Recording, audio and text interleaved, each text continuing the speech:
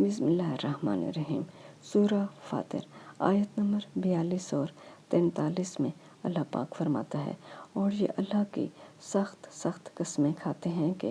اگر ان کے پاس کوئی ہدایت کرنے والا آئے تو یہ ہر ایک امت سے بڑھ کر ہدایت پر ہوں، مگر جب ان کے پاس ہدایت کرنے والا آیا تو اس سے ان کو نفرت ہی بڑھی، یعنی انہوں نے ملک میں غرور کرنا اور بری چال چلنا اختیار کیا،